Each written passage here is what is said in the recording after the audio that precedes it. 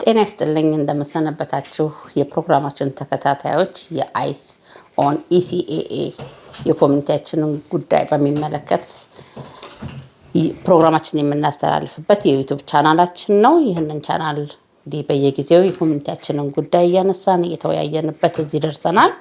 ዛሬም ደግሞ ባለፈው በቀረብን ጊዜ የኮሚኒቲ ጉዳይ ያገባኛል፣ ይመለከተኛል፣ ሀሳብ ሰጣለሁ፣ ጥያቄ ያለኝ አስተያየት ብላችሁ ብትመጡ እናስተናግዳለን ባልነው መሰረት ዛሬ በመካከላችን ሁለት እንግዶች በኮሚኒቲ አገልግሎት ለረጅም ጊዜ የሚታወቁ ያገለገሉ ከ80ዎቹ ከመጀመሪያው ጀምሮ ማለት ነው ያገለገሉን ወንድሞች አባቶችና ወንድሞች ይዘን መተናል። እንዲሁም በመካከላችን የቦርዱ ጸሐፊ ሻለቃ አጥናፉም ይገኛሉ እና ኮሚኒቲያችን ዛሬ ያለበትን ወቅታዊ ሁኔታ ምን እንደሚመስል ሌሎች ጉዳዮችን ሁሉ ዘርዘር አድርገው ዛሬም እንደተለመደው ሊያደርሱን በመካከላችን ተገኝተዋል። ከፊታችን የምታዩቸውን ለማስተዋወቅ ያህል ከቦርዱ ጸሐፊ ሲጀምር ሻለቃ አጥናፉ የቦርዳችን አሁን ያለው በህጋዊው ቦርድ የቦርዱ ጸሐፊ ናቸው። በመሃል የምናገኛቸው አባታችን ወንድማችን ደግሞ አቶ ተፈሪ ቸርነት ኮሚኒቲው በ80ዎቹ ሲመሰረት ጀምሮ ያገለገሉ ኮሚኒቲው እዚህ ለመድረሱ ትልቅ አስተዋጽኦ ያበረከቱ በሌሎችም በርካታ የኮሚኒቲና ሀገራዊ ጉዳዮች ላይ ተግተው የሚሰሩ አርአያነት ያላቸው ወንድም ናቸው።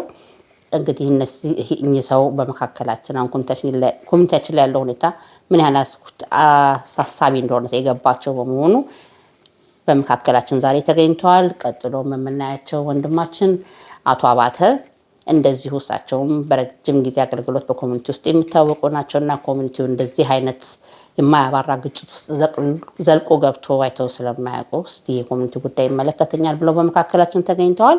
እነዚህን ወንድሞች ደግሞ እስቲ ዛሬ ምን ይዘው እንደመጡ ከነሱ እንስማ። በቅድሚያ ዛሬ በመካከላችን እንዴት ተገኛችሁ? እንደምሰነበታችሁ? እናመሰግናለን ስለጋበዛችሁን።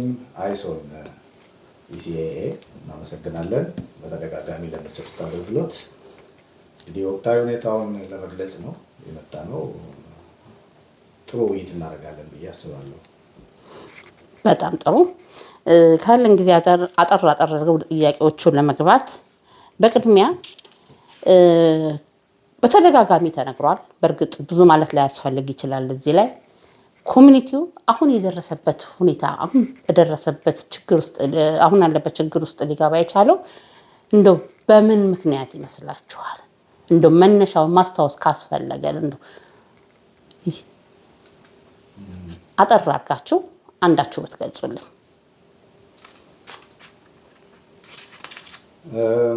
እሺ እኔ ልቀጥል። ይቀጥሉ፣ በሱ ያምራል። እንትን ካለ ያው እሱ ሁኔታውን አብረው የተከታተሉ ስለሆኑ ወንድሜ ተፈሪም አቶ አባተም እነሱ የሚጨምሩበት ይችላሉ። ምናልባት ከነሱ የምንለየው እንግዲህ ምርጫው ጁን 23 ነው የተመረጥነው እና ተወክለን የመጣ ነው። ስራ እንድንሰራ ነበር የመጣ ነው በጥሩ ሞራል። እውነቱን ለመናገር ብዙ እድል ነው ያመለጠው ስራ መስራት ባለመቻላችን። ስንመጣ እንግዲህ ችግሩ እንዴት ተጀመረ ለሚለው ነገር ከምንጩ ወይም ከስሩ ማየቱ ጥሩ ነው። እውነቱን ለመናገር በተደጋጋሚ ተናግረናል። ብዙ ጊዜ ሰው እንዳናሰለች እንደው ዲቴል ውስጥ ባንገባ ዋና ዋናዎቹን ለመጥቀስ እሞክራለሁ። እውነቱን ለመናገር የመጀመሪያው የቦርድ ወይም የአመራር ስብሰባ ላይ ነው ችግር የተጀመረው። ችግሩን ማየት የጀመርነው ከመጀመሪያው የቦርድ ስብሰባ ጀምሮ ነው። እኛ ያላወቅነው ነገር ነበረ። ያላወቅነው ነገር ምንድነው? የተወሰኑ ሰዎች ተደራጅተው ተቧድነው የመጡበት ሁኔታ ነው ያጋጠመው እና አጋጣሚ የቦርድ አመራሮችን የመረጠው ራሱ የቦርድ አባሉ ነው። በአጋጣሚ ያን ቀን ያልነበርኩም አይመቸኝም ብዬ እንዲቀይሩ ሞክሬ ነበር፣ አልተሳካም። ስለዚህ ምቀርበት ደግሞ ጉዳይ ስላልነበረ አልነበርኩም። ግን ምርጫ ተብሎ በቦርድ አባላት የተመረጡ ሰዎች አንፌር በሆነ መንገድ እና ኮንፍሊክት ኦፍ ኢንተረስት ወይም የጥቅም ግጭት ባለው መንገድ ከአንድ ድርጅት አካባቢ የመጡ አንዱ ዳይሬክተር ሆኗል በህዝብ ተመርጦ፣ ሌላው ደግሞ የቦርድ ሰብሳቢ ከተመሳሳይ ድርጅት እና በታሪክም ደግሞ የሚታወቁ ከዚህ በፊትም ከ2009 ጀምሮ ችግሮች ነበሩ ከነዚህ ግለሰቦች ጋር የተያያዘ። ይባስ ብሎ ደግሞ እንደገና በምክትልነትም ከነሱ ሰርክል ውስጥ ያልወጣ ሌላ ሰው ተመርጧል። ምክንያቱም በኋላ ስረዳ ከነበሩ የቦርድ አባሎች ለመግባባት ስንግባባና እንዴት እንዲያደረጋቸው ምርጫው ምናምን ሲባል ተሞክሮ እንደነበረ ይሄን ነገር ለማስቀረት የተወሰኑ ሰዎች ባካችሁን ኮንፍሊክት ኦፍ ኢንተረስት እንዳይሆን የሚል ነገር ተነስቶ፣ ነገር ግን አንዳንድ ሰዎች ደግሞ ተደራጅተው የመጡት ሰዎች ሆን ብለው የሚግባቡ ሰዎች አንድ ላይ ሲሰሩ ነው ውጤታማ የሚሆኑት ብለው በኋላ ሲገባን እነዚህ ሰዎች ናቸው። እነዚህ ሰዎች ኮርት አድርገው ሁሉ ነገር ብቻቸውን እንዲሰሩ የተፈለገበት ሁኔታ ነበረ። አንዳንዶቹ ደግሞ ወይም አብዛኛው ማለት እችላለሁ ስለ ሁኔታው አዲስ ነበሩ። አዲስ ተወክለው የመጡ ከአብያተ ክርስቲያናትና ከሌሎች ቦታዎች አዲስ ስለሆናቸው ማን ምን እንደሆነ አያውቁም እና ዝም ብለው ነው የመረጡት እንደሰማሁት። በኋላ የመጀመሪያው ስብሰባ ላይ ችግር የተጀመረው ችግር የተጀመረው እንዴት ነው? ህገ ደንቡ የተረከብነው ህገ ደንብ ካለፈው ኮሚቴ ተነስቷል የሚል ጥያቄ ተነሳ። ማን ያነሳው ሲባል ዳይሬክተሩ ነው ተባለ። ዳይሬክተሩማ አንተ ምን አይነት ነው ግን ተነሳው? አንተ እኮ ይሄ ጉዳይ የቦርድ ጉዳይ ነው፣ የቦርድ ስብሰባ ላይ ነው እና እኔ ጠቅላላ ጉባኤ የመረጠኝ ህዝብ የመረጠኝ ሰው ነኝ ይችላለሁ አለ። በሚያስገርም ሁኔታ የቦርድ አመራር አድርገን የመረጥናቸው ሰዎች የእሱን ሀሳብ ደገፉና ይችላል አሉ። ያ ትልቅ ጥያቄ ምልክት ፈጠረ። እኛ እኮ ነን ማረም ያለብን ዳይሬክተሩ ሲሳሳት፣ እኛ ራሳችን ህገወጥ ሲባል ብቻ ስብሰባውን በጭቅጭቅ ነበር የተጠራው። መጀመሪያውኑ አንድ ሁለት ወር ዝም ብለው ውጭ ነው። በሚያስገርም ሁኔታ የአዲስ ዓመት በዓል ደርሶ ነበር ሴፕቴምበር 2024። የበዓሉ አከባበር 2 ቀን ሲሆን እኛ አናውቅም ነበር፣ ቦርዱ አልወሰንም። እና ምንድነው የምትሰሩት እናንተ ሰዎች? መጀመሪያ ምርጫ ሲደረግ ጊዜ የለንም እንትኑ ደርሷል ብለው ነው አፋጥነው እኔም ባለለሁበት ሁኔታ ምርጫ ውስጥ የተገባው። የአዲስ ዓመት በዓል ደርሷል ተብሎ ነው። ግን ስራ ሳይጀምር 2 ወር ያህል አስቆዩ። ምንድነው ስብሰባ ማጣራው ብለን ለሊቀመንበሩ በተደጋጋሚ ቴክስት እያደረግን ጠይቀን ስብሰባ ስንመጣ ይሄ ነገር ተፈጠረ። ቅሬታችንን ገለጽን። ቅሬታችን ምንድነው? በጀት አጽድቁልኝ የሚባል ነገር መጣ። በየምን በር የበዓል በጀት እናንተ ኦልሬዲ 2 ቀን አድርጋችሁ ወስናችሁ ራሳችሁ በጀቱንም ደግሞ ያልሆነ ስራ ሰርተው ነበር የመጡትና ለመሆኑ የስራ አስፈጻሚ ኮሚቴው ጋር ወይ ይሄ በጀት የሰራችሁት ሲባል የስራ አስፈጻሚ ኮሚቴዎችም አያውቁትም ነበር ያን በጀት። 2 ቀንም ሲሆን ከተክሌ እና ከቦርድ አመራሮች ውጭ ማለት ሊቀመንበሩ፣ ምክትል ሊቀመንበሩና ጸሐፊ ውጭ ማንም ሰው አያውቅም። የማህበራዊ ጉዳይ ነው የበዓል ዝግጅት ሰብሳቢ መሆን ያለበት በህገ ደንቡ መሰረት አቶ ዳድሞስ ማለት ነው። አያውቅም እና ምንድነው እና አስጠነቀቅናቸው። ባካችሁ ገና ስንጀምር ችግር ውስጥ አትግቡ፣ ህጉንና ደንቡን ተከትላችሁ ስሩ፣ አሳትፉ የስራ አስፈጻሚ ኮሚቴ ነው። እኛ ደግሞ ቦርድ ማጽደቅ ሳይችል 2 ቀን እንዲሆን ማን ፈቀደላችሁ? ለምን 2 ቀን ሆነ? ሲጀመር በምን ምክንያት? ከፍተኛ ገቢ እናገኛለን ተጥኖን ሆነው ምናምን አሉ። ያው አሳለፉት። ከዛ በኋላ የህጉ ሁኔታ ሳይጸድቅ በዓል ተከበረ። በዓል ሲከበር መጀመሪያ ህጉ በየትኛው ህግ እንደምንመራ ሳንወስን በዓል ማክበር አንችልም የሚል ፕሮቴስት ነበረ ከራሴ ጀምሮ። በዛ ሁኔታ ላይ ጭቅጭቅ ላይ ያለን በዓሉ ተከበረ። በዓሉ ሲከበር እንግዲህ በታሪክ የአዲስ ዓመት ዝግጅት ቢያንስ $100,000 ያስገኛል፣ የተጣራ ገቢ ማለት ነው፣ ስታቲስቲካሊ ስናየው ማለት ነው። እና ያኔ እስካሁን ድረስ በቂ ወይ በተጣራ ሁኔታ ኦዲት አልተደረገ ነው። 2024 ራሱ ክሩድ ሪፖርት ተብሎ የቀረበልን 60 ምናምን ይሻሉ። በኋላ ከኦዲተሮች ደግሞ ስንሰማ ክሩድ የሆነ ኢንፎርሜሽን ሰብስቦ እንዳገኙት 57,000 ነው ምናምን ተገኘ የተባለው። እሱ አልተጣራም እውነቱን ለመናገር እና በዛ ሁኔታ ኦልሞስት 50% ቀንሶ 2 ቀን ነው የተደረገው በዓሉ 2 ቀን። ያ 2 ቀን የሆነበት ምክንያት ገቢ ለመጨመር ብለው ነው። ግን ካለፈው ዓመት 2 ዓመት ከተሰራው ስራ በእጥፍ የቀነሰ ኔት ፕሮፊት ተገኘ ብለው ነው የነገሩ እና ችግሩ ከዚህ ጀምሮ የተባለ መጨረሻ ላይ ተካሮ ሽምግልና ድረስ ደረሰና የቁጥጥር ኮሚቴዎቹ ከሳሽ ሆኑ።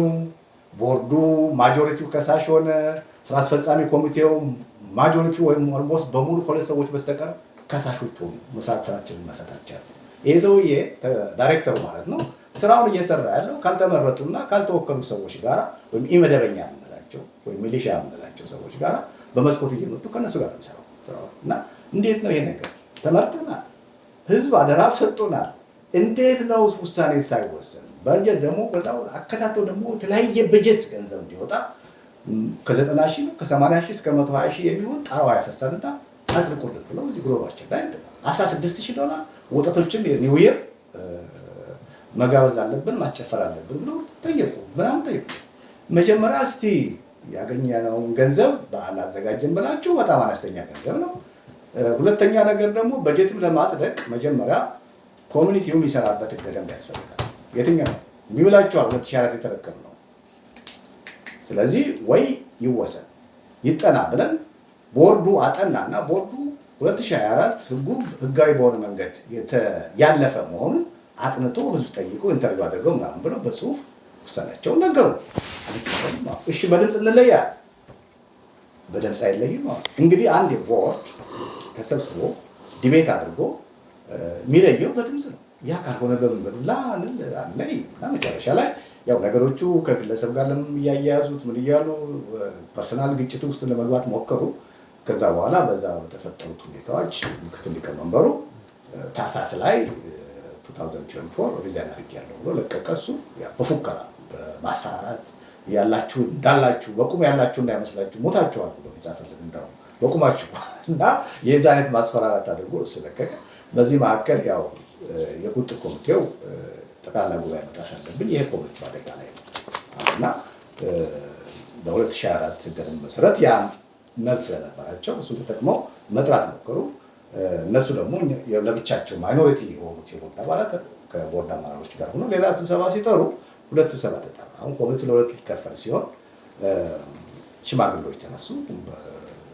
በጣም እናከብራቸው ሰዎች እነሱ ብዙ ከጣሩ በኋላ አትሊስት ስብሰባው በአንድ ስብሰባ እንዲካሄድ ተወሰነ።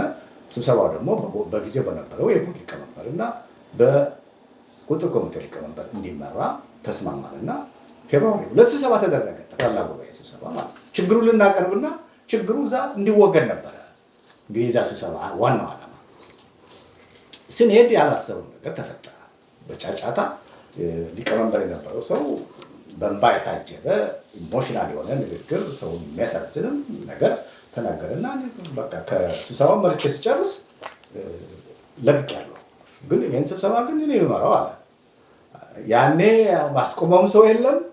የምትሄድማ ከሆነ ይሄ ብሎ እዛው ማውረድ ሲገባ ሰው አንደኛ በእንባ የታጀበ ንግግር ስለነበር ያደረገው እንኳንና ሌላው ሰው እኛም ራሳችን በብዙ ነገር ያስቀየመን በሂደቱ በጣም ባፈና በጣም የሚያውቁት ሰዎች ሁሉ አንተ የምናቀሰው አይነት አልሆንክም መሆነ ነው እስኪሉ ድረስ የነበረው አፈና በጣም ታይቶ ማይታወቅ ነገር ነበር ያሳየው አመራር ላይ። ያን እንኳን በደል የደረሰብን ሰዎች ወዳችን አዘነ ባስናይ ማለት ነው። እና ለቃለው ደግሞ ሲል የችግሩ የመፍትሄ አካል ለመሆን አድርገን ያሰብነው ፖዚቲቭ ነው እና እኛም ጋር መጥቶ ጫጫታ ነበርና ታስታውሱ እንደሆነ እዛ ስብሰባ ላይ እኛ ነገሩን ለማቅረብ ችግሩን ለማቅረብ ተዘጋጅተን እንሄድ ነው። ዶክመንት ይዘን እንሄድ ነው። ተከፋፍለን ስራ እኔ ስለ ሕገ ደንቡ ሌላው ሌላ ስለ አንዱ ተብሎ እና ያ ነገር ሳይቀር በድብስብስ እሱም ደግሞ ስለኔ ለምንድን ነው የምታነሱት እኔ እኮ ለቀቁ ብሎ መጥቶ ከተቀመጥንበት ድረስ በዚሁ ያ ነገር በአጋጣሚ ተከፍቷል እና መጥቶ እኔ እኮ ለቀቁ ስለኔ ለምን ታወራላችሁ እንዳታወሩ እኮ ነው የለቀቁት አለ። እሺ እኛም ዝም አልን። ብንጮህ የሚሰማን ሰው አልነበረም። በዛ ሁኔታ ነገሩ ተደበስብሶ የሕገ ደንብ ጉዳይ ሆነና የሕገ ደንብ ኮሚቴ ይቋቋም ተብሎ የሕገ ደንብ ኮሚቴ ተቋቁሞ በዚህ ተለያየ። እኛ የመሰለን በቃ ደንቡ እስኪጸድቅ ድረስ ተረቆ እስኪመጣ ድረስ 2 ወር ጊዜ ነው የተሰጣቸው። ምንም አይደለም። የተገደበ ስራ ነው የተሰጠን። ያን የተገደበ ስራ ግን ስራችንን ቦርዱም ይሰራል፣ ስራ አስፈጻሚ ኮሚቴው ተክሌን ጨምሮ ዳይሬክተሩን ጨምሮ ስራ እየሰራ ይሄዳል ብለን ነው ያመንነው። በኋላ ቃለ ጉባኤውን አዛብተው ስራ የሚሰራው ዳይሬክተሩና የቦርድ ጸሐፊ ብቻ ነው። ሌላው በተጠንቀቅ ቁጭ በሉ ነው የተባለው። ቁጭ በሉ እንዳተነፍሱ ተባለ። ሌላው ይሄ እኮ ቦርድ ስራ ካልሰራ እኮ ኮሚኒቲ የለም ማለት ነው እና ሊሆን ማይችል ነው። ገቨርናንስ ከሌለ የቦርድ ገቨርናንስ የሌለው 501c ድርጅት ኤግዚስት አያደርግም በህገ ደንብ መሰረት እና ሊሆን አይችልም። ምንድን ነው የምታውሉት? ያን ነገር እንግዲህ ኢንተርፕሬት የሚያደርግ ያን የተወሰነውን ውሳኔ ቃለ ጉባኤው የትኛው ትክክል የሚለውን ነገር ኢንተርፕሬት የሚያደርግ ኃይል መፈለግ ነበረብን። ስብሰባውን የመራውን ሰው ጠራ ነው። የቁጥር ኮሚቴውን ሊቀመንበር አንዱ የመራው እሱ ነው። መጨረሻ ላይ ተብሎ ካልተሳሳትኩኝ ኤፕሪል 6 ላይ አጠቃላይ የአመራር ስብሰባ ከዛ በፊት አንድ ሳምንት በፊት ማርች 29 የሁሉም የአመራር አባል የቁጥር ኮሚቴው ጠራና ይሄን ነገር እንግለጽላችሁ ምን እንደተወሰነ እኔ ስለሆንኩ የመራሁት አለ ሰብሳቢው። ምንድን ነው የተወሰነ? ቦርድ አልፈረሰም። ቦርድ አለ፣ ስራውን ይቀጥላል። የተገደበ ስራ ግን አለው። በጀት ትልልቅ በጀት አያጸድቅም።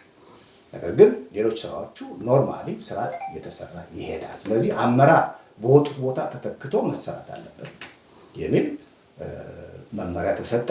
እኛም ተስማማን። ያን ቀን የቀረው አንዱ ጸሐፊው ያስቸግረን የነበረው እሱም ራሱ ደግሞ እጁን ተመቶ ከበር መጣና ከዛሬ ጀምሮ የለውም ጉድላክ ብሎ በሰላም እንደማይኖር ለቆ ወጣ። እንግዲያው እሺ 3 አመራሮች ወጡ። የቦርድ አመራሮች በራሳቸው ፍላጎት እና ከወጡ እንተካል። ኤፕሪል 6 ማንም ሰው እንዳይቀር ተብሎ የቦርድ አባላት ማንም ሰው በሁሉም ተልኮላቸው የቁጥር ኮሚቴዎች በታዛቢነት እንዲገኙ አድርገን ምርጫ አደረግን። ባልሳሳት 12 ሰው መጣ። የተወሰኑ ሰዎች ተቃወሙ። ቦርድ ስራ ይስራ ስለተባለ ህገወጥ ነው የጠራችሁት ስብሰባ እኛ አንገኝም ብለው ስማቸውን ጽፈው የተወሰኑ ሰዎች አንገኝም አሉ። መብታቸው ነው፣ ቦተና እናመጣቸው፣ ግን ማይኖሪቲ ናቸው። ማጆሪቲው መጣ። ምልዓተ ጉባኤ መቋቋሙ በቃለ ጉባኤ ተያዘ። በታዛቢነት ራሳቸው የቁጥር ኮሚቴዎች ሁሉም ነበሩ። በዛ መሰረት መሪዎቻችንን መረጥን። ዶክተር አለሙን ሊቀመንበር፣ ወይዘሮ ሊዲያን ጸሐፊ፣ አቶ ምትኩ ተሾመን ምክትል ሊቀመንበር አድርገን መረጥን እና በዛ መሰረት ስራ እየሰራ እያለን አልተባበር አለ ዳይሬክተሩ። አክኖሎጅ አላደረጋችሁም አለ፣ አላቃችሁም፣ ህገወጥ ናችሁ፣ ማን ተመራረጡ አላችሁ። በፌብሩዋሪ 2 ተወስኗል እናንተ ስራ እንዳሰሩ። እኔ ነኝ ወኪሉ ሁሉም የኮሚኒቲው ስራ አስፈጻሚ ኮሚቴውም ውስጥ ያለው ከእሱ ጋር የሚሰራ ሰው የለም። የቁጥር ኮሚቴውም አልቀበልም አላቸው፣ ቦርዱንም አልቀበልም አለ። ለምን ደብዳቤ ጻፍን፣ ማስጠንቀቂያ ሰጠን። ምናል ኤምቢሲር ጁን 8 ተሰበሰብንና ውሳኔ አሳለፍ። ሌጋል ካውንስል ተጠይቆ ይሄ ሰውዬ ሰስፔንድድ መሆን ካለበት ሰስፔንድድ መሆን አለበት። ቦርዱ ይችላል አይችልም? ትልቅ ዲቤት አደረግን። ይችላል፣ በስቴቱ ህግም ይችላል። በእኛም ህግ ደግሞ አንድ ዳይሬክተር ተጠሪነቱ ለቦርዱ ስለሆነ ቦርዱ ይሄን ውሳኔ ማሳለፍ ይችላል። ውሳኔው እሱን ማባረር አይደለም፣ ውሳኔው ማገድ ነው። ከስራው አግደን ውሳኔውን ግን ለጠቅላላ ጉባኤ አቅርበን ማጸደቅ አለብን ብለን ወሰነ ቦርዱ። ስንት ሰው ነው የወሰነው? 12 ሰው ተሰብስቦ ከ12ቱ ሰው 10 ሰው እዛ በሱ በተባረረበት ደብዳቤ ላይ ፈርሞ ማለት ነው። በፈርሞ ደረሰው። ጁን 12 ጀምሮ ከዳይሬክተርነትህ ታግዳል፣ ስራ አስፈጻሚ ኮሚቴ ውስጥ ግን ትቀጥላለህ፣ መቀጠል ትችላለህ ተብሎ ደብዳቤ የተጻፈለት። አሁንም አሻፈረኝ አለ እና በዚህ ሁኔታ ላይ ትንሽ እንደሄድን ምን እናደርግ፣ ማስፈጸም እንዴት እንቻለ ይሄን ነገር በኮምፕላያንስን በሚመለከት በተለያዩ መንገድ ሞከር። ወደ ፍርድ ቤት ሳይኬድ ሰውዬ ከቦታው ለማንሳት የሚያስችል ለምሳሌ ባንኩን ኮንትሮል ማድረግ፣ በምክትሉ በህዝብ በተመረጠችው ምክትል እንዲያዝ ማድረግ። ሌላው ገንዘብ ያዥ ምን ስራ አስፈጻሚው ሁሉም እንዳለ ነው። እንግዲህ አንድም ሰው የሚለቅ ሰው የለም ከሱ በስተቀር። እሱም እገዳ ነው። እሱም ደግሞ ጠቅላላ ጉባኤው ተሰብስቦ እስኪወስን ድረስ ጠቅላላ ጉባኤው ማባረራቸው ማገዳቸው ልክ አይደለም ካለ ሊመልሰው ይችል ነበር እና በዚህ ላይ ያለን እንደው ለማሳጠር ያህል ኦገስት 24 ስብሰባ ኑና ተረከቡኝ። ይችን ነገር ያጠራበት ምክንያት ምንድን ነው? ገንዘቡን ህጋዊ በሆነ መንገድ ቦርዱ ኦቶራይዜሽን በሱ ቦታ የተመደበችዋ ምክትል ዳይሬክተር እና ድሮ የነበረው ራሱ ገንዘብ ያዡ ሲግናቶሪ እንዲሆኑ የሲግናቶሪ ስም የተቀየረው የእሱ ብቻ በቦርዱ ኦቶራይዜሽን መሰረት ያ ተቀይሮ ፋይናንሱን ኮንትሮል ስናደርገው ያኔ አገር እያዝልኛል እና ይሄው አለቅም ያለው ሰው ኮሚኒቲው አደጋ ላይ ነው። ስለዚህ ኑና ተረከቡ ብሎ ራሱ ስብሰባ ጠራ። እንግዲህ እዚህ ላይ ነው ችግር የተፈጠረው። አንደኛ ስብሰባ መጣታችን በአንድ ዳይሬክተር ተጠሪነቱ ለቦርዱ ነው። ሁለተኛ በህገ ደንባችን መሰረት ጠቅላላ ጉባኤ መጥራት የሚችለው የቦርድ ሊቀመንበር ብቻ ነው። እሱም በቦርዱ 2/3 ሲታመንበት እና ይሄ ሁሉ ባልተሟላበት ሁኔታ ሁለተኛ ደግሞ 10 ቀን ኖቲስ መሰጠት አለበት። ኦቶሪቲም ሳይኖረው ምንም ሳይኖረው ስብሰባ ጠራው አለ። በዛ ስብሰባ የምትገኙ ሰዎች በዛ ቀን የሚወሰኑ ውሳኔ ነል ኤንድ ቮይድ ነው እንዳትገኙልን እኛ ደብዳቤ ጻፈ በተን ለህዝቡ ነገር ስቲል የእሱ ጓደኞችና በተለያየ ሁኔታ የተሰባሰቡ ሰዎች ተገኙና ቁጥራቸው ስንት እንደሆነ ቬሪፋይ ማድረግ አይቻልም። እነሱ የሚሉትን ቁጥር አለ 100 ምናምን ሰው ተገኘ ተብሎ በዛ ቀን ህጋዊ የሆነውን ቦርድ ስራ አስፈጻሚ ቁጥጥር ኮሚቴው ጭምር አባረናል። እነኚህ ሌቭል 4 ካንሰሮች ናቸው፣ አሳበዱ፣ ጨረሱ፣ እነዚህ ጥፉ ተባለና በጭብጨባ የቆጠረም ሰው የለም። አለ ቪዲዮውን አይተነዋል። ይሄንን ደግሞ ሙሽን የሚያሰጠው ማን ነው? ከውጭ ያለ ሰው ጓደኛቸው አመራር ውስጥ የሌለ ሰው ሞሽን ያሰጠው። ቆጣሪዎቹም እንደዚሁ የነሱ ሰዎች ምናቃቸው እዛ ቢሮ ተከራይተው ነው የኮሚኒቲው ቢሮ። ይሄንን ካደረጉ በኋላ እንደገና ሁሉም ይባረር ብለው ካስወሰኑ በኋላ አንድ ዶክተር ነው የሚል ሰው እጁን ስጠው እያለ ራሱ ዳይሬክተሩ ለአቶ ታከለ ደበሌን እዛ መድረክ ላይ ቁጭ ብሎ ነበረ። ማን እንደሚመራው አይታወቅም ስብሰባው። ለሱ ድል ስጠው እያለ ሲያመላክተው ቪዲዮ ላይ አይተናል። ተሰጠውና ወጣና ጥሩ ነው ተወስኗል፣ ሁሉም ተባሯል። ግን አንድ ነገር መታረም አለበት። በጣም ምንድነው መታረም ያለ አለና ቀጭ አድርገነዋል። ግን አንድ ትንሽ ነገር ትቀራለች። ገንዘባችንን ማን ነው ኮንትሮል የሚያደርግልን? ስለዚህ ተክሌ ኦዲት ሳይደረግ አይሄድም። ተክሌ ይቆይ፣ እሱና የሂሳብ ሹሙ እንዲቆዩ ፍቀዱልኝ አለ። ይሄን ሰውዬ ጎትቶ እንዲናገር ያደረገው ራሱ ተክሌ። እንግዲህ ሌሎቹን አባሮ ብቻውን ቀረ። እዚህ ጋር ላቋርጥህና ኦዲት ይደረጋሉ የተባሉት ተክሌና ሂሳብ ሹሙ ናቸው። ገንዘብ ያዡስ? ገንዘቡ የት ሆኖ ነው ኦዲት? የሚገርመው ነገር እኮ አላማቸው ኦዲት አይደለም። ግልጽ ለማለት አላማቸው ኦዲት ሳይሆን በኦዲት ስም እዛ ያለውን ሰው ጅል አድርገውት እንጂ ኦዲትማ ከተባለ መጀመሪያ እንዳይባረር መደረግ ያለበት ሞገስ ነው። ገንዘብ ያዡ ማለት ነው። ምክንያቱም ዶክመንት እሱ ጋር ነው ያለው፣ ቼክ እሱ ጋር ነው ያለው። ኦዲት ካደረግ እሱ ነው ዋናው እንጂ ዳይሬክተርም ኦቶራይዝ ማድረግ ነው እንጂ ገንዘብ አይይዝም በመሰረቱ። እንግዲህ ይይዝ እንደሆነ አቶ ተክሌ ያልሆነ ነገር ስለሌለ እንሰማቸው ነገሮች ስላሉ የያዘው ገንዘብ ሊኖር ይችላል፣ ሌላ ጉዳይ። ግን ዋና ኦዲት ተደራጊው ገንዘብ ያጁ መሆን ሲገባ እሱን አባረው እና ሌሎቻችን አባረው። ሲጀመር ቦርድን ያክል ቁጥጥር ኮሚቴን ያክል ስራ አስፈጻሚ ኮሚቴን ያክል ማባረርም አይቻልም በዚህ አይነት መንገድ በህገወጥ ስብሰባ። ያ ሆነና ሴፕቴምበር 7 ጠቅላላ ጉባኤ ህጋዊ ቦርድ ጠራ። በዛ መሰረት እኛ ቀረብን። እሱም መጠ ተከላከል ብለን 2 ሳምንት ጊዜ የሰጠነው አቶ ተክሌም እንዲመጣ እና ዲፌንድ እንዲያደርግ እንዳረስ ተደረገ። ሰው 296 ሰው መጣ። ምልዓተ ጉባኤው ተሟላ። እኛ ገዳውን ነው አጽድቁልን ያለው። ግን ህዝቡ ያደረገውን ነገር ኮሚቴውን ለማፍረስ የሄደበትን ርቀት አየና እንዲያው ከአጠቃላይ ከኮሚቴ ከስራ አስፈጻሚ ኮሚቴ እንዲባረር ወሰነ። በዚህ የተባበሩ አንዳንድ የቦርድ አባላትና የረዱት እነሱንም አገደ፣ ከስራቸው አገደና በዛ ስንል ከዛ በኋላ ገንዘብ ተወሰደ። አመሰግናለሁ ሻለቃ ለማብራሪያው። እንግዲህ ኮሚኒቲያችን እዚህ ድረስ ወይም ደግሞ ዛሬ ገባበት የማያባራው ወይ ወደ እንትን ልመጣ ነው ለመቋጨት ያክል እሱ ያነሳውን እንደውም በትክክል መታየት ስላለበት ነው። አሁን ምርጫውንም ሁሉንም በማካሄድ ላይ ያሉት አንድ ከህግ ውጪ ያመፀ ዳይሬክተር የነበረ በጠቅላላ ጉባኤው የተባረረ ሰው ይዘው ነው። በትክክል ምርጫ ነክቶት የነበረ። በሌላ በኩል ደግሞ ስታዩ ተመራጮች በሙሉ ቁጭ ብለው የኮሚኒቲው ቁልፍ እሱ ጋር ብቻ ስላለ ተመራጮች ውጭ ቁጭ ብለዋል። አንድ አመፀኛ ሌሎችን ይዞ ኢንተረስትድ የሆኑ ግሩፖችን ይዞ አሁን የምናየው ወደፊት ታነሻዋለሽ እዛ ቦታ ደርሷል። እና ይሄ ነገር ክሊር መሆን አለበት። በዛ አሁን የምናየው አክቲቪቲ በአጠቃላይ ስናየው ቶታሊ ከህግ ውጭ ነው። ቶታሊ ከአሰራር ውጭ ነው። የኮሚኒቲው ህግ አይፈቅድም፣ የጆርጂያ ህግም አይፈቅድም። እና ይሄንን እንትን ለማድረግ አይ በጣም ቆንጆ ነው የመጣው። ግን እንደው የኮሚኒቲውን ችግር የገባበትን ሂደት ባጭሩ ካሳየን እናንተ ፌብሩዋሪ 2 በተደረገው ስብሰባ ተገኝታችሁ ነበር ወይ? ሰዎች የሚያነሱት ነገር አለ።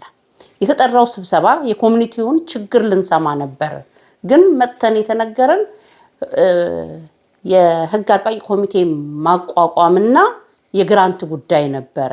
ለምን ከአጀንዳ ወጣችሁ እያሉ ሰዎች ደጋግሞ ሲናገሩ እንሰማለን። እና እናንተ ነበራችሁ ወይ? እኛ ያስቀምጥነው እንደ አጀንዳ ለኛ የቀረበልንና እዛ የነበረው የቀረበው ችግር ህዝብ እንደሚያው እናንተስ እንዴት አያችሁት?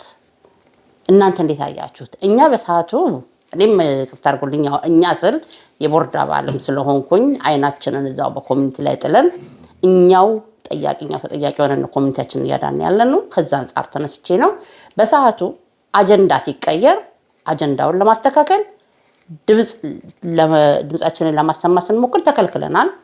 ብዙዎች እጅ አንስተዋል፣ ታፍኗል፣ ተረግጧል ቤቱ በሰዓቱ። ግን ያ ሁሉ ሆኖ አጀንዳው የመጣበት ህዝቡ የተጠቅቶበት የነበረው አጀንዳ ተቀይሮ ሲቀርብለት እናንተስ ምን ታዘባችሁ? ምን ተሰማችሁ? ህዝቡ በጣም ስለሚያዝን የዛን ቀን ማስተካከል ስትችሉ የሚል ነገር ሁሌ ይነሳል። እኛ እንዴት አድርገን በማስተካከል የምንችለው? ታፍነናል። ዛሬም አፈናው ቀጥሏል። እናንተስ ከነበራችሁ እንደነሱ ነው የምትሉን ወይንስ እንግዲህ ነን ብላችሁን ስለመጣችሁ ከነበራችሁ በለቱ የታዘባችሁትን ትንሽ እንደው እንደ ህዝብ ሆናችሁ ጣል አድርጉልኝና ከዛ በኋላ ያው አሁን ያውዳለው ሁኔታ እንመጣለን። በጣም አመሰግናለሁ ስለ ፌብሩዋሪ 2 ስብሰባ መጠየቅሽ። ሪሊ በጣም ቁልፍ የሆነ ጊዜ ነው። ያ ስብሰባው የተጠራው የኮሚኒቲው ችግር በጣም እየከፋ ስለሄደ እሱን ሪዞልቭ ማድረግ አለብን በሚል ነው እና ተሰብሳቢዎችም የመጣ ነው እሱን ሪዞልቭ ለማድረግ ነው። ይሄን ችግር ከዚህ ችግር ለመውጣት ተማክረን ተነጋግረን ያጠፋን አጥፍተሃል ተው እምቢ የሚል ከሆነም ጉባኤው የሚፈልገውን ማድረግ ይችላል። እንደዛ ብለን የመጣ ነው። ግን የሚያሳዝነው እዛ ከስብሰባው ከተሰበሰብን በኋላ ያጋጠመን የተለየ ነገር ይሄም ምንድነው? ሰብሳቢው የቦርዱ በጊዜው ቸርማን የነበረው ቶታሊ አዲስ አጀንዳ ነው ይዞ የመጣው። ስለ ምንድነው ህግ ስለማጽደቅ and at the same time ደግሞ የገንዘብ የሚገኝበት ፕሮፖዛል ተጽፎ የተገኘ እንደ ፓይፕላይን ያለ ገንዘብ አለ፣ ስለሱ እንነጋገር የሚል አጀንዳ አብረው አያይዘው አመጡና ይሄንን ሪዞልቭ ልናደርግ የመጣነውን የመጨረሻ አጀንዳ አድርገውት ሁለቱን በፊት አሉና እነሱ ናቸው የወሰኑት። ጉባኤውን ቻንስም እድልም አልሰጡትም። ይሄንን የቅደም ተከተሉን እንኳን በጠራችሁ መሰረት መጀመሪያ ይሄንን ችግራችንን እንወጣና እሱን እንቀጥላለን ማለት ይችል ነበር። ጉባኤው እድልም አልተሰጠም እና በእነኚህ ሁለት ነገሮች ላይ እንዳንጨቃጨቅ ብዙ ሰዎች ናቸው ፕሮሲጀር እያለ እኔ ለምሳሌ ስጮህ የሚያስታውስ ሰው መኖር አለበት። ትክክል አይደለም የመጣነው ሪዞልቭና እንዳውም የአቶ ተክሌን ስም ራሱን ጠርቼ አቶ ተክሌ ከመተዳደሪያ ደንብ ውጭ እየሰራ ነው፣ እሱን ተነጋግረን ሪዞልቭ ሳናረግ ለምንድን ነው ወደ ሌላ የምትወስዱን ብዬ እኔው አልኩበት ጊዜ ነው። ግን ኦፍኮርስ የሚሰማሽ የለም። ብዙ ሁካታ ነበር እና ከዛ ቤቱ ተሸንፎ ስለ ማነው ፕሮፖዛሉ እንዴት እንደሆነ ስለሱ ብዙ ወዲህ ተባለ። ስለ ህግ ስለ ደንብ ስለማውጣት ኮሚቴ ተመረጠ። ምን የመሳሰለ ስለሱ ጊዜውን በሙሉ በሁካታና ስለሱ በሚደረገው ጊዜውን ጨረሱት። ህዝብ ዲስአፖይንትድ ሆኖ ተናዶ ለምን መጣው ብሎ ጥሎ ነው የወጣው። ከዛ በኋላ እነሱ ምን እንዳደረጉም አይታወቅም እና ተነጋግረው ችግሩ ሳይነሳ ያ ስብሰባ ተበተነ። ይሄ ነገር ግን እንዴት how did they do it የሚለውን ሪሊ እንዲገባን ያስፈልጋል። ቅድም ሻለቃ ሲናገር ተከትላችሁት ከሆነ አንድ ድርጅት የመጡ ቡድኖች ክሊክ ፈጥረው ሊደርሽፑን ቴክ ኦቨር አድርገዋል። አቶ ተክሌ ዳይሬክተር ሆኖ የአቶ ንጉሱ የቦርድ ሰብሳቢ ነው። ምክትል አቶ ወርቅ ሸጣል፣ ጸሐፊ አቶ በቃሉ አለ። እነኚህ ሁሉ የመጡት ከአንድ ቦታ ነው እና እንዴትም አንድ ላይ እንደተገናኙ ታሪክ ነው። ግን በዚያ ቀን ትልቁን ሮል የተጫወተው አቶ የቦርዱ ሰብሳቢ ነው። የቦርዱ ሰብሳቢ መጀመሪያ ነገር በጣም አዝኖ አልቅሶ ሪዛይን አደርጋለሁ ሲል ኤቭሪባዲ ነው ሾክድ የሆነው እና አዝኗል። ለሱ ስላለቀሰ የሚያውቁት ኦፍኮርስ እንደው ትንሽ ሶሉሽን ሊመጣ ይመስል ነበር። ግን ያንን ስብሰባ የመራው እሱ ነው እና ይሄ ኮሚኒቲ ያለውን ችግር ሪዞልቭ እንዳያደርግ እነኚህ ሁለት ኤሌመንቶች የቦርዱ መሪዎችና ዳይሬክተሩ ባደረጉት እቅድ ስለ ህግ ማውጣትና ስለ ገንዘብ ስለተገኘው ገንዘብ ዲስከስ እንድናደርግ በፊት አቀርበው እንዲሁ ሰው ሲጨቃጨቅ በሆታ ጊዜውን ጨርሰው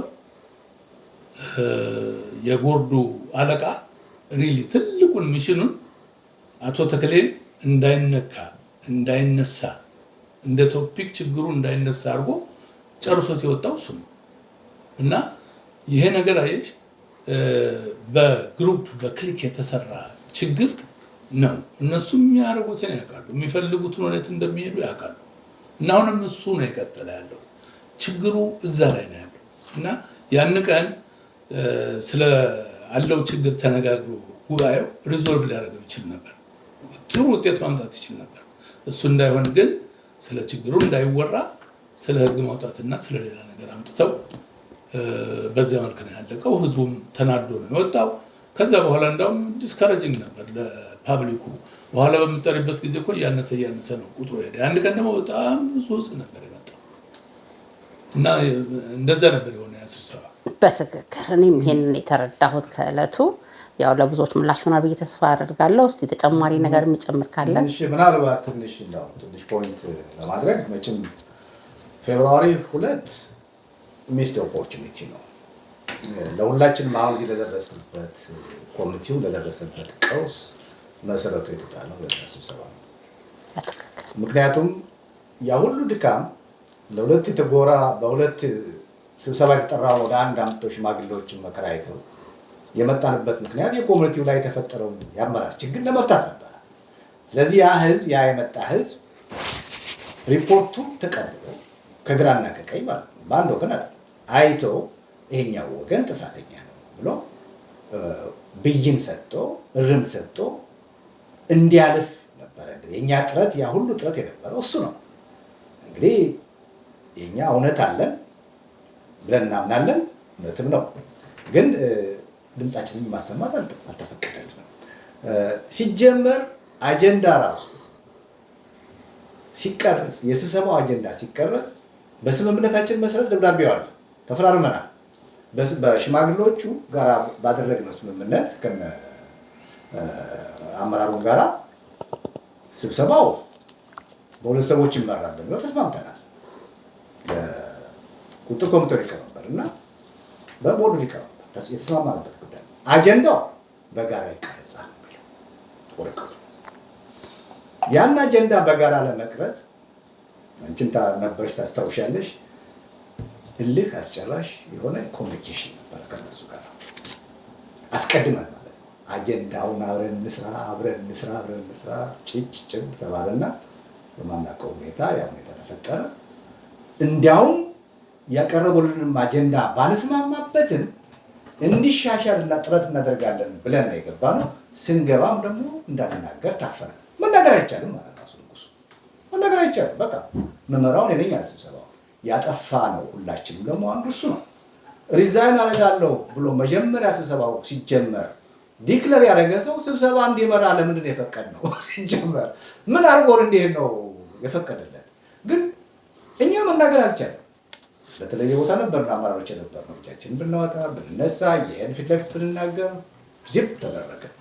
ህዝብ ውስጥ በምን ጮኸ እና አሁን እነሱ ትዝ ይለኛል ተፈሪ ራሱ ተነስቶ መከራውን ሳይ ነበር። ሌሎችም ማዕት ሰዎች ግን የሚያዳምጣቸው ሰው ጠፋና መጨረሻ ላይ ባልሆነ መንገድ ተወሰነ።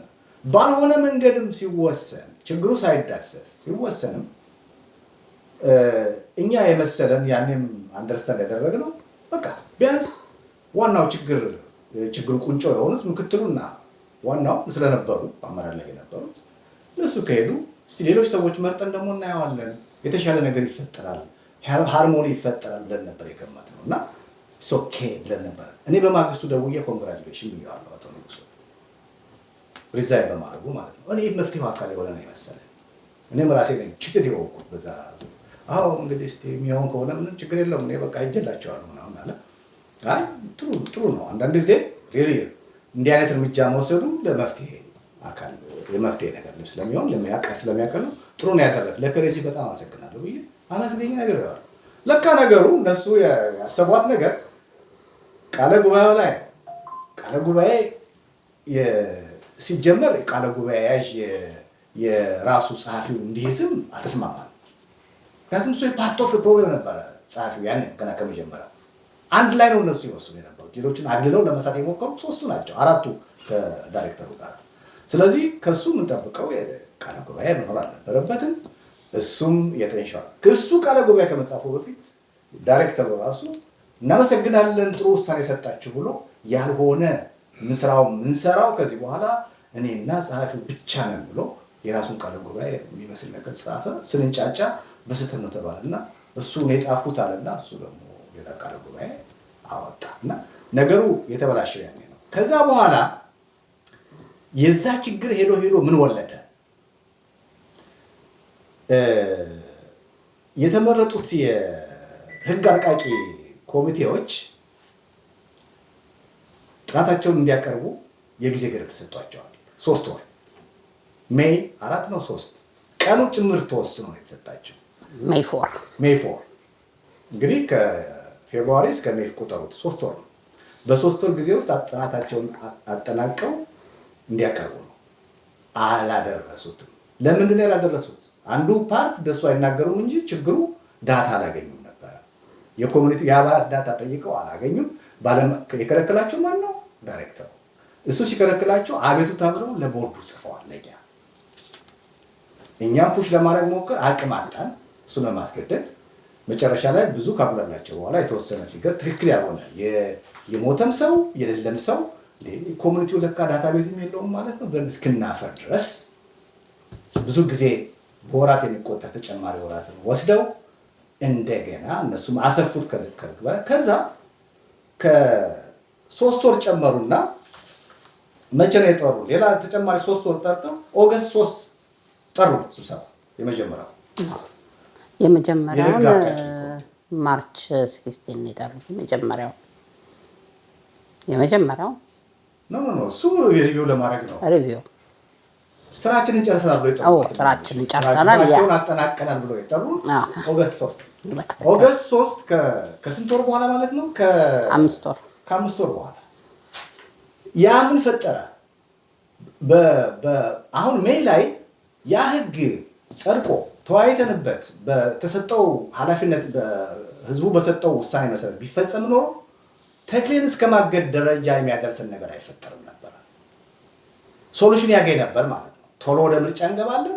ቶሎ በዛ መካከል ላይ ምን ተፈጠረ? ተክሌ ቦርዱ እንዳይሰራ፣ ለቦርዱ አልታዘዝም፣ ለስራ አስፈጻሚ ኮሚቴው አልታዘዝም፣ ለቁጥር ኮሚቴው አክሰስ አልሰጡም ሲል እኛም ግብ ገጠምን ማለት ነው። መስጠትም አለብህ የኮሚኒቲ አንተ ብቻ ሊሆን እኮ አይችልም። የተመረጡ ሰዎች አሉ በህዝብ ከእነሱ ጋር ስራ እምቢ አለ። ከዛ በኋላ እገዳ መጣ። ብጥብጡ እየሰፋ ሄደ በመዘጌቱ ምክንያት። ኦገስት 5 ደግሞ ደግሞ እነሱ ሲጠሩ ሌላ ችግር ያልተሰጣቸውን ማንዴት ጭራሽ ሌላ ኮሚቴውን ለማፍረስ ጭምር የያዘ አጀንዳ ይዘው መጡ። እርስ በርሳቸውን በማይግባቡበት ከሊቀመንበሩን ድረስ በህገወጥ መንገድ ማስወገድ ምናምን ድረስ መጣ። ስብሰባው ተረብሾ ያው ተበተነ። ከዛ እስከ መቼ ድረስ ነው? እስከ ኦክቶበር 5 ቀጠለ። 8 ወር ከምናምን ፈጀባቸው። በዚህ 8 ወር ጊዜ ውስጥ የኮሚኒቲው ችግር የተወሳሰበ ለጠቅላላ ጉባኤ ኦገስት 3 ተጠራ፣ ኦገስት 24 ተጠራ። ከዛ ከትሩ በኋላ ባለመደረጉ ህገወጥ ሰዎች ተመጡ። እኛ ደግሞ ህጋዊው ሴፕቴምበር 7 ጠቅላላ ጉባኤ ጠራ። ይሄ ያኔ ሁሉ የጋጣጭ ጉዴታ አልተቋጨ። ባለመቋጨቱ ነገር ሁሉ እንዳውም የኛ ጉባኤ እንደሌለ ነው የቆጠረው። የዚህ የህግ አቃቂ ኮሚቴው እንደሌለ ቆጥሮ በ2010 ህግ ደንብ መሰረት ተጠቀሙ ብሎ ነው ዲክሌር ያደረገው ቃለ ጉባኤው አለ። እና ይሄ ሁሉ ውስብስብ ነገር የመጣው ያቺ የፌብሩዋሪ 2 ጦስ ናት። ያቺ እነዚህ ሰዎች የሰሯት የሸረቧት ሴራ ናት እዚህ ድረስ ያደረሰችን ማለት ነው። ታንኪ አመሰግናለሁ። እንግዲህ በቂ መረጃ ኮሚኒቲውም ማህበረሰቡ አግኝቷል ብዬ አስባለሁ። እንግዲህ በዚህ ሁሉ ፈተና ውስጥ እንግዲህ አልፎ ችግሮችም እንዳይፈቱ ችግሮች አደባባይ እንዳይወጡ ተደርጎም ሰዎችን ኢሞሽናል በማድረግም ለውሳኔ ራሳቸውን እንዳያዘጋጁ እንዳይወሰን የኮሚኒቲውን ጉዳይ በጠቅላላ የግለሰቦች ጉዳይ ሆኖ እንዲቀመጥ ለማድረግ እየተሞከረ እዚህ ደርሰናል። አሁንስ ዛሬ ኮሚኒቲያችን ምን አይነት ወቅታዊ ሁኔታ ላይ ይገኛል ብላችሁ ታስባላችሁ? ይህን ጥያቄ ከአቶ ተፈሪ ብጀምር። ዛሬ ያለንበት ኮሚኒቲው ያለበት ሁኔታ በእውነት በጣም አስቀያሚ ሁኔታ ላይ ነው ያለው። በጉባኤ የተመረጠው ኮሚቴ በአንድ በኩል ስራ እየሰራ ነው። ፕሮዳክቲቭ የሆነ ነገር ማድረግ አይችልም። ምክንያቱም የተባረረው ዳይሬክተር ቁልፉን የኮሚኒቲውን ቁልፍ ስለያዘ የኮሚኒቲውን ስታብሊሽመንት መጠቀም አይችልም እና ተመራጭ ኮሚቴው ስራውን መስራት አይችልም። ግን ይህንን ኮሚኒቲ ለማዳን በመታገል ላይ ነው ያለው በአንድ ሳይድ ስትመለከች። በሌላ ሳይድ ያሉ ከህገ ወጡ ዳይሬክተር ጋር በተለያየ ሁኔታ ያጀቡት ሰዎች አሉ። አነስተኛ ምናልባትም ጥቅም የታያቸው አሉ። የፖለቲካም ሁኔታ አለ። ሃይማኖትም ኢንተርፈረንስ አለ እዚህ ውስጥ ወደ ምንሽ በሚቀጥለው እናነሳዋለን።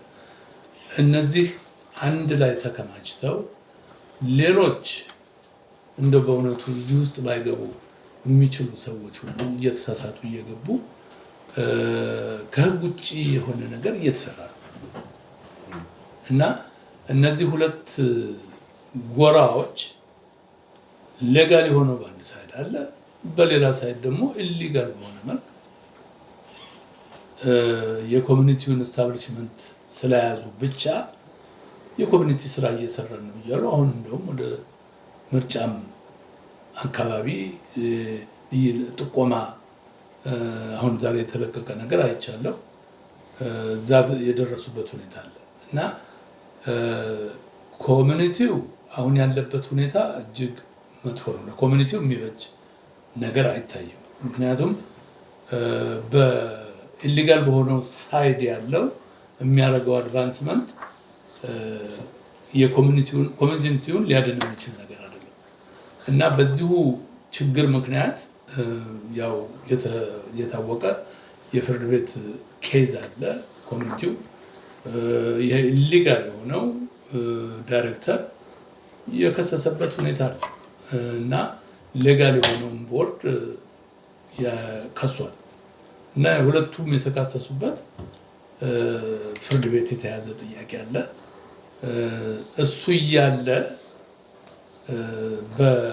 ከዳይሬክተሩ ጋር ያለው ቡድን የሚያደርገው መንከባለል ወዴት እንደሚያደርሰው ሪሊ አላወቁትም እንጂ ይህን ነገር ፍርድ ቤቱ ነው እንግዲህ የሚወስነው። ምክንያቱም በሽምግልና ብዙ ተሞክሮ በዳይሬክተሩ አካባቢ ዳይሬክተሩ ነው እንግዲህ ሌሎች የሚያማክራቸው ሰዎች አሉ። የሽምግልና ሁኔታውን በምንም ሲቀበል ታይቶ አይታወቅም፣ አይቀበልም። እና እንደምንሰማው እንግዲህ ከቦርድ ሳይድ ያላቸው ማነው ስራ አስፈጻሚ ኮሚቴ ያለው እነሱ ሁልጊዜ ይቀበላሉ። ይህንን በሽምግልና ሪዞልቭ ማድረግ መቻል አለብን።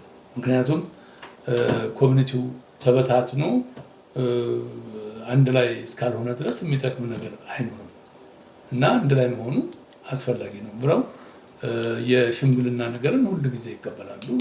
እነሱ ራሳቸው ሁሉ ሽምግልና በዛ አካባቢ ሲሳተፉ ይታያል። ግን በዛኛው በዳይሬክተሩ ሳይድ ያለው በፍጹም ተቀብሎም አያውቅም እና ነገሩን ስታዩ ለኮሚኒቲው የሚበጅ ነገር አሁን ባለው ሁኔታ ምንም አይታይም። ነገሩን አትኩረው ያላዩ በዳይሬክተሩ ሳይድ ያለው የሚያደርጉትን እንቅስቃሴ እንደ ትክክል የኮሚኒቲ አክቲቪቲ አድርገው ነው የሚወስዱት። ክፋቱ ግን ይሄ ትክክል አይደለም። ምክንያቱም ፍርድ ቤት የተያዘ ነው። ነገ ፍርድ ቤቱ እኮ አንድ ውሳኔ ሲወስን ያ የሚሰሩት ነገር ሁሉ ይቆማል እኮ፣ የትም አይደርስም።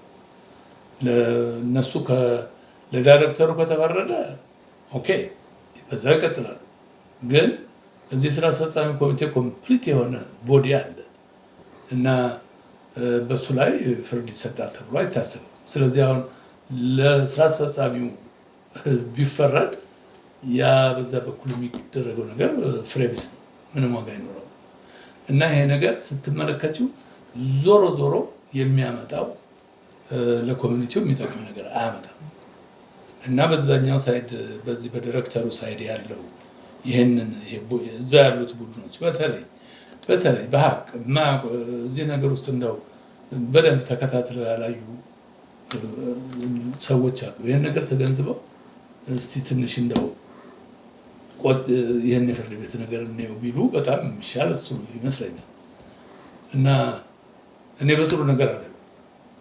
በጣም አመሰግናለሁ። እስቲ አቶ አባተ እዚህ ላይ የምትጨምረው ነገር ካለ? እንግዲህ ያው ለሁላችንም አዲስ አይደለም የኮሚኒቲ ወቅታዊ ሁኔታ ለብዙዎች ግልጽ ነው፣ ግን ያው የተበለጠ የተሻለ ግልጽ ለማድረግ የተወሰነ ነገር ካለ ብትጨምርልን። በተረፈ ከዛ ሻለቃ ታጠቃልልናለህ። እሺ፣ አመሰግናለሁ ለተሰጠኝ ጊዜ። እኔ ትንሽ ብዙ የምጨምረው ነገር የለም፣ ምክንያቱም ሁሉም ነገር ተነካክቷል። ግን አሁን እየሰሩ ያሉት ወንድሞች የኮሚኒቲው አካውንት ተዘግቷል። የኮሚኒቲው አካውንት ብቻ አይደለም፣ የድሮውን ገንዘብ የተዘጋ ነው፣ የታገደ ነው። በትክክል ሰው ሞቶ ዛሬ የሚከፈል ገንዘብ የለም። ሁለተኛ ደግሞ ከአካውንቱ የወጣ ገንዘብ አለ፣ እሱም ራሱ ምን ላይ እንዳለ አይታወቅም። ስለዚህ በህግ የተያዘ ነገር አለ። በህግ የተያዘው ነገር እስኪጠናቀቅ ድረስ ኮሚኒቲውን ከዚህ የበለጠ ደግሞ እንዳይከፋፍለው ነገር ይወሰናል። ከዚህ የበለጠ እንዳይከፋፍለው ይህን መልእክት ሰምቶ ቢታገሱ ጥሩ ነው። አሁን ካሉበት ቦታ ተነስተው እኔ ይህን ነው ለመናገር የምፈልገው። ቢታገሱ ጥሩ ነው። ምክንያቱም እውነት አለ እዚህ ጋር። እውነቱ ምንድን ነው? ባይሎ ተጥሶ ስብሰባ ተጠርቶ ምርጫ የተካሄደ። ስለዚህ ባይሎ ተጥሶ ምርጫ ተካሄደው ቁጥጥር ስራ አስፈጻሚ ቦርዱን እንዳለ ያፈረሰ ስራ ነው የሰሩት። ይሄን ክስ መስርቶ በዚህ አቅጣጫ ቆመን እናሸንፋለን ማለት ራሱ የዚህን ሀገር ህግ አለመረዳት ነው። ያውታል በተጨባጭ ወጥተን የምንናገረው የፍራቻ አይደለም፣ የበለጠ ዳሜጅ እንዳይደርስ ነው። ከመጀመሪያው ጀምሬ ቾክ ያለው በግሌ ሻለቃ አጥናፉንም አነጋግሬያለሁ፣ ሌሎችንም ቦዲዎች አነጋግሬያለሁ። ይሄ ነገር በሽምግልና ቢያልቅ፣ ይሄ ነገር በንግግር ቢያልቅ ብዬ ብዙ ሙከራ አድርጌያለሁ። የሂውመን ኔቸር ጸባይ ሆነና ነገሩ እያየለ ሲመጣ ማንም ሰው ከመሰለው አቅጣጫ ነው የሚቆመው። ይህን ዘዴ ሁኔታውን ስትመለከች ቆይተሽ መፍትሄ ስታጪ ወደ መሰለሽ አቅጣጫ ሳይድ ይዘሽ ትቆሚያለሽ። እውነቱ እዚህ ጋር ነው ያለው፣ እዚህ ቦዲ ጋር ነው እውነቱ ያለው። መወሰኑ አይቀርም። ስለዚህ አሁንም የበለጠ ዳሜጅ የበለጠ መከፋፈል እንዳይደርስ ቆም ብሎ ቢያስቡ፣ ከኔ አንደበት የሚወጣው ነገር ይሄ ነው። ቆም ብለው አስበው ወደ መነጋገር ወደ መግባባት መጥተው ሽማግሌዎች ያቀረቡላቸውን ሀሳብ ተቀብለው ራሳቸውን ቢያሳምኑ ይሻላል የሚል አመለካከት ነው። አመሰግናለሁ። አመሰግናለሁ። ሻለቃ የምጨምረው ካለ አጠራክ። እሺ እንግዲህ ያው ጠቅሰውታል። አንዳንዶች ትንሽ ለመጨመር ያክል እንግዲህ ኮሚኒቲ በጣም አደገኛ ሁኔታ ላይ ያለው፣ ምክንያቱም እየተሰሩ ያሉ ስራዎች ህገወጥ በመሆናቸው አንድ ኮሚኒቲ ደግሞ ህግን ተከትሎ እስካልሰራ ድረስ ኤንድ ሪዛልቱ ማፍረስ ነው የሚሆነው። ያ የሚፈርሰው በፍርድ ቤት በዳኛ ትዕዛዝ አይደለም ወይም በሌላ ነገር አይደለም፣ በራሱ ይፈርሳል። ግን ያልተከተለ ኮሚኒቲ እንዲከተል የሚጠበቅባቸው ነገሮች አሉ። 501c3 ታክስ አልከፍልም ብሎ ኮሚኒቲው ሲያመለክት ከአይአርኤስ የሚከተላቸው ነገሮች በህግ የተጠቀሱ ጉዳዮች አሉ። አንዱ ቦርድ ገቨርናንስ። ያለ ቦርድ ገቨርናንስ ነን ፕሮፊት ኦርጋናይዜሽን ሊኖር አይችልም ለአንድም ቀን። ይህን የጣሰ አመራር ነው እስካሁን ድረስ ያለው። በሁለተኛ ደረጃ ኦዲት። አሁን ኦዲት ሳይደረግ አንድ ኮሚኒቲ ህጋዊ ሊሆን አይችልም። አንዱ በተለይ የዳይሬክተሩ ስልት መሸሻ እነዚህን ሰዎች በህገወጥ በሆነ መንገድ አዲስ ትራንዚሽናል አመራር ፈጠርን ያሉትን ሲያሰባስብ መሽሎኪያ መንገድ ያደረገው አንዱ ኦዲት። እንዲያውም ኦዲት ለመደረግ ቀርቻለሁ ብሎ ኦዲት የሚደረገው ግን በኤክስተርናል ኦዲት ነው፣ ከውጭ በሚቀጠር 15,000 ብር ተከፍሎ በሚቀጠር እንጂ በራሳችን ኦዲተሮች ህዝብ በመረጣቸው ኦዲተሮች አልደረግም ነው ያለው። ይሄንን እንግዲህ ለምን እንደሆነ ሙያተኞች ነግረውናል። ኦዲት የሚደረገው ህዝብ በመረጣቸው ሰዎች ነው።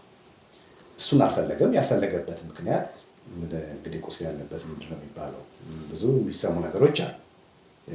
አዲስ ዓመት ሁለት ጊዜ ተከብሯል።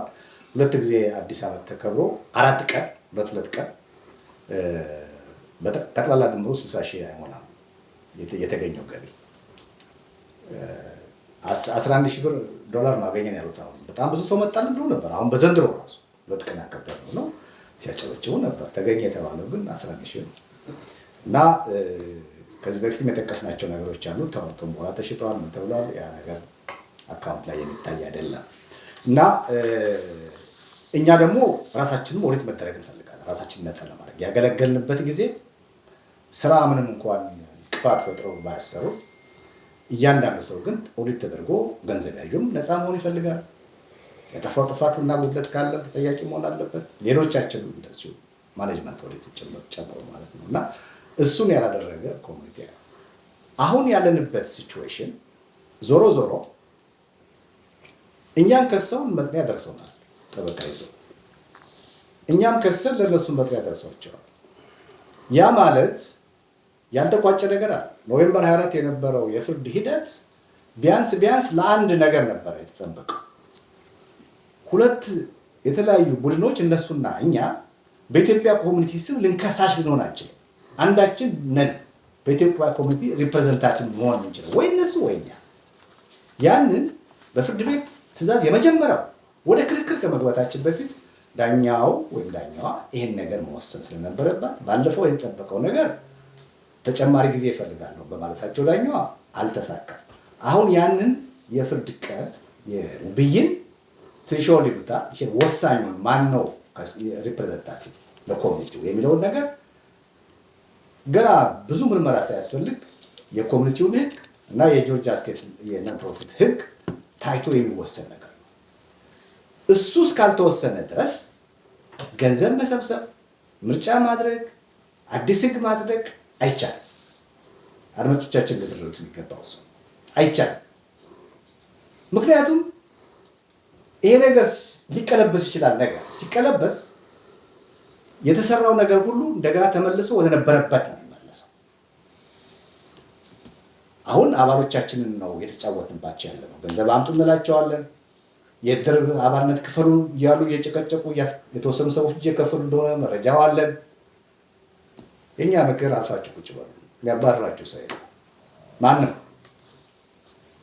በፍርድ ቤት የተያዘው ነገር እስኪቋጭ ድረስ ፍርድ ቤትን ደግሞ መርጠን የገባንበት ጉዳይ አይደለም። ተናግረናል ከዚህ በፊት ደግመን ደጋግመን።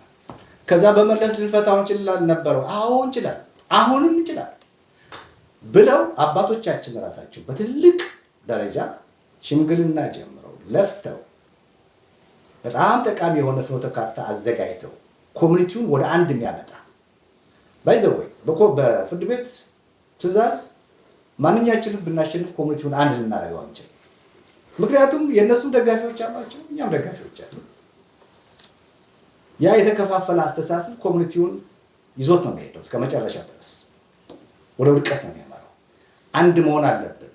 የታረመው ታርሞ ህገወጡ ስራ ታርሞ ወደ አንድ መምጣት አለበት። መጨረሻ ላይ አባቶች የሰሩት ይሄን ፍኖተ ካርታ ነበር። ይሄን ፍኖተ ካርታ እኛን ጠይቀው እነሱንም ጠይቀው ከሰሩ በኋላ በእነሱ ምክንያት ይሄ ሽምግልና እንዲከሽፍ ሆነዋል። ከሽፏል። ምንድን ነው ያልተስማሙበት እነሱ? እኛ ተመርጠናል፣ ያ 24 የጠሩት ህገወጥ ስብሰባ አንለቅም፣ ሌላውን ነገር ሁሉ እንስማማለን፣ ፍርድ ቤቱ ድሮፕ ልናደርግ እንችላለን፣ ነገር ግን እኛ ከኃላፊነታችን ልንነሳ አንችልም የሚል አቋም መያዛቸውና ፓኬጅን ባለመቀበላቸው አባቶች ይህን ነገር መናገር ይጠበቅባቸዋል። እሱም ወደ መፍትሄ ሀሳብ ስንመጣ እንነጋገራለን። ሌሎችም ብዙ ጠቃሚ ነገሮች ምናልባት ረጅም ጊዜ ስለወሰድኩኝ ይበቃል። ግን ነገሩ አሁን ያለንበት ሁኔታ ግን በጣም አስቸጋሪ ሁኔታ ነው። ፖለቲከኞች ገብተውበታል፣ ብልጽግና ደጋፊዎች ገብተውበታል፣ የሃይማኖት የብልጽግና ወንጌሎች ገብተውበታል። ሁሉም ተቀናጅቶ ህብረት ፈጥሮ ነገር ግን የሚጣሉ ናቸው። የተለያየ መዳረሻ ነው ያላቸው እናውቃለን። ለጊዜው ግን የእኛን ስንፍና የእኛን አባሎች ስንፍና በደንብ አጥንተው አንድ ሆነው ድምፅ ይዘው ማጆሪቲ ለመሆን የሚያስችል ድምፅ ይዘው ማጆሪቲ ማለት 10% ማለት ነው። 10% 2300 ሰው አለ። 223 ሰው ከመጣ ፎርም ሞላ ማለት ነው። ሌላ 2000 ሰው ሳይመጣ ወስነው ይሄዳሉ። የኛ ሰው አየ ነው ባለፈው በህግ ርቅ ማቀቅ ጊዜ ብዙ ሰው ባለመምጣቱ ነው ከፍተኛ ዳሜጅ የተፈጠረውና ይህን ኮሚኒቲ እዚህ ያደረሰው የውክልና ሁኔታ ሳይቀር ምንም እንኳን በህገወጥ መንገድ እንመጣበታለን በህገወጥ መንገድ ቢሆን ለማጽደቅ የሞከሩት በህገወጥ መንገድ ይመለሳሉ። ለጊዜው ማጆሪቲ ነን ብለው በህገወጥ መንገድ ግን አሳልፈናል ያሉት ነገር አፋቸውን እንኳን እንትን ብለው ለመናገር የቻሉት የኛ ሰዎች ስንፍና ነው። እሱን መፍትሄ ሀሳቡ ላይ እና ሌላ ነገር ላይ እንነጋገራለን። ነገር ግን አሁን ያለንበት ሁኔታ በጣም ከባድ ነው። የኮሚኒቲ ያለበት ሁኔታ አይሆፕ እንግዲህ ወደ መፍትሄው እንመጣለን። ለጊዜው በዚህ ባቆ በጣም ጥሩ። ሶስታቸውንም ከልብ አመሰግናለሁ። በተቻለ መቼም በጥሩ ሁኔታ ችግሮቹን ወደ ህዝብ አድርሰናል፣ ወደ አባላቱ። አዲስ አይደለም ግን ሆኖም በድጋሚ ቢሆን በድጋሚ እንዲያውቁት ደጋግመን እንዲያውቁት ለማድረግ ሞክረናል። ሆኖም ቀረም እስካሁን ብላለው ለችግሩ መንስኤ ብለን ያስቀመጥናቸው ያው በፊት ከመጀመሪያው ተነስቶ ባጭሩ ጠቅልላ አድርጌ ሳየው ተመርጠው የነበሩ በኮሚኒቲውን በዳይሬክተርነትና በቦርድ ፕሬዝዳንትነት አንቀው ግራና ቀኝ ከቤታቸው አድራሻ በስተቀር የረጅም ጊዜ ጓደኝነት የነበራቸው አካላት ተሰብስበው ተዋርነው መምጣታቸውና መቆጣጠራቸው እንደ ዋና ችግር ሆኖ ኮሚኒቲው ላይ ታይቷል። እነዚህ ሰዎች የሌላውን ዲቴሉ እናንተ ማየት ትችላላችሁ ተከታትላችሁ። ማንም ስማቸውን ታውቁታላችሁ፣ ባለፈውም ተጠርቷል። ይሄ ችግር እንዳለ ሆኖ ከዛ ባሻገር ኮሚኒቲው አሁን ባለበት ደረጃ ማለት ነው ጠቅላላ አድርጎ የራሱ የሆነ እንኳን ዳታ እንደሌለው ህገ ደንብ አርቃቂዎቹ ዳታ ለማግኘት ምን ያህል እንደተቸገሩ ዛሬም ድረስ ኮሚኒቲው ዳታ እንደሌለውና እድር እንኳን ስብሰባ እንኳን ማን ነው ኮሚኒቲው እንኳን ስብሰባ ሲጠራ ዳታ የሚያገኘውና የአባላትን ዝርዝር የሚጠይቀው ከእድሩ እንደሆነ የራሱ ዳታ ፈጽሞ እንደሌለው ምን እየሰሩ እንደሆነ ተመራጮቹ እኔ ጠንቅቄ ማወቅ አልቻልኩም። ሌላው በተደጋጋሚ አሁንም እንደምታውቁት ደጋግመን ብንናገረውን ባትሰለቹ ጥሩ ነው። የኮሚኒቲው አስተዳደር ኦዲት አይቶት አያውቅም። በገቢ ደረጃ እንኳን በተደጋጋሚ የሚገባ በየሳምንቱ በየሁለት ሳምንቱ የምናየው የአዳራሽ ገቢ ያለው የቢሮና የቤት ኪራይ ያለው የአባላት መዋጮና የመሳሰሉት አሉ። ከመንግስትና ከበጎ አድራጊዎች የሚገቡ የተለያዩ ድጋፎችን እናያለን። አጋጣሚ ግርት ጥለን እንኳን የምናያቸው ነገሮች አሉ እና ለሁለት ዓመታት የተደረገ የአዲስ ዓመት ዝግጅት ከ100 ሺህ ብር በላይ በየዓመቱ የሚገባበት ዝግጅት ተዘጋጅቷል። ይህ ሁሉ አንድ ላይ ኦዲት ተደርጎ አያውቅም። በተጨማሪ ቶምቦላ ተሸጧል። ባለፈው አንስተነው ነበር። የት እንደገባ አይታወቅም። ለእድለኞች እጣው አልተሰጠም። የተሸጠው ያልተሸጠው ምንም የሚገልጽ የሚታይ ነገር የለም። ኮሚኒቲው በጠቅላላ ድፍንፍን ብሎ በግለሰቦች ቁጥጥር ስር ገብቷል። መንግስትም ህዝብም እንዳይቆጣጠረው ታፍኗል። ይህንን እንግዲህ መክፈትና መግባት የህዝቡ ኃላፊነት ነው ብዬ አምናለሁ። የመጀመሪያውን ክፍል በዚሁ ትንሽ እናጠቃለውና መፍትሄና የመሳሰሉት ጉዳዮች ላይ ስለምንመጣ ሁለተኛውን ክፍል እንድትከታተሉን በአክብሮት እየጋበዝኩ የመጀመሪያውን ክፍል እዚህ ላይ እናበቃለን። እንግዶቼ እንግዲህ በትዕግስት ተከታተሉን፣ ጠብቁን። አመሰግናለሁ። እናመሰግናለን።